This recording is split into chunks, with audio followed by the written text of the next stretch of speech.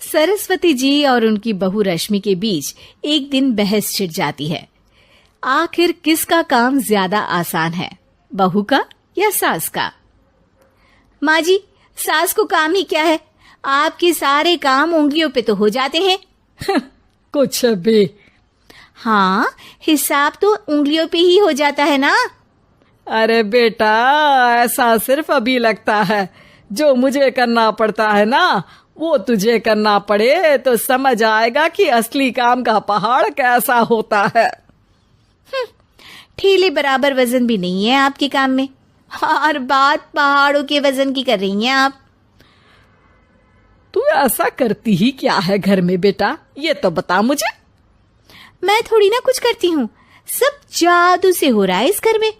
अरे एक दिन मेरा काम करोगी तो समझ आएगा। Okay okay, shut up. कल से मैं घर के काम करूंगी और तू मेरी जगह हर चीज का हिसाब रखना, ठीक है? ठीक है, ये भी कर लेते हैं। ये सास बहू की डील के बारे में रश्मि के पति अमन को नहीं पता था और ना ही अमन के पिताजी सुरेश जी को। पर गेहूं के साथ साथ जैसे घुन भी पिस जाता है, ये दोनों भी पिसने वाले थे। सुबह अमन उठकर रेडी होता है ऑफिस जाने के लिए, तो पता है उसके कपड़े नहीं निकले हुए हैं। अरे रश्मि, तुमने मेरे कपड़े नहीं निकाले? अपनी माँ से पूछो ना, उन्हीं का काम है ये। अमन अपनी माँ के पास जाता है। अब मेरे कपड़े आज आप देने वाले हो क्या माँ? हाँ, देना तो मुझे ही चाहिए, पर तेरी बहू ने कपड़े धोने ही नहीं डाले, तो कोई भी धुला हुआ कपड़ा नहीं है बेटा। हैं? ऐसा क्यों? कपड़े तो धोने आप ही देते हो ना माँ? अरे बहू ने तुझे बताया नहीं, अब हम अदल बदल गए हैं। मैं अब बहू और तेरी बीवी सास। अमन परेशान हो गया। वो बिना इस्त्री के कपड़े पहनकर ऑफिस चला गया। सरस्वती जी अपने घुटने के दर्द के कारण झुककर घर साफ नहीं कर पा रही थी और ना ही खाना बनाना याद रख पाई। उधर रश्मि पहले ही दिन घर की चाबी घुमा चुकी थी और 300 रुपए का हिसाब अलग नहीं मिल रहा था। पर दोनों का ही घमंड कैलाश पर्वत से भी बड़ा था और दोनों ही खेमे एक दूसरे की बात मानने को बिल्कुल तैयार नहीं थे। शाम को जब सुरेश जी और अमन खाना खाने बैठते हैं तो सरस्वती जी उनके सामने गाजर और पपीते लाकर रख देती हैं। अरे माँ, ये क्या है? ख्याली पुलाव के साथ सलाद। माँ जी खाना बनाना भूल गई लगता है।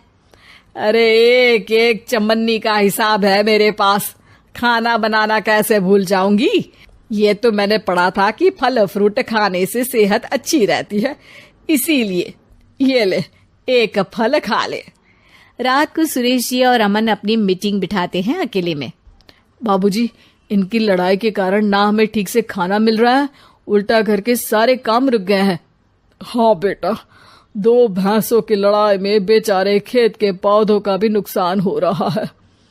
पर पापा, क्या बताऊं आपको, मैंने माँ को इस महीने की 2 तारीख को बिजली के बिल के पैसे दिए थे। आज बिल भरने के लिए मांगने गया तो पता चला कि रश्मि उन पैसों से गैस सिलेंडर ले आई।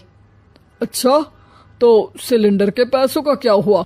अब सिलेंडर के तो कोई पैसे नहीं थे बाबूजी, हमारे घर पर गैस की पाइपलाइन लगी है ना। बेटा, इन दोनों का कुछ करना पड़ेगा, नहीं तो अपने घमंड के चक्कर में पूरा घर बर्बाद कर डालेंगी ये दोनों। अमन और सुरेश जी काफी सोच विचार के बाद एक निष्कर्ष पर पहुंचते हैं।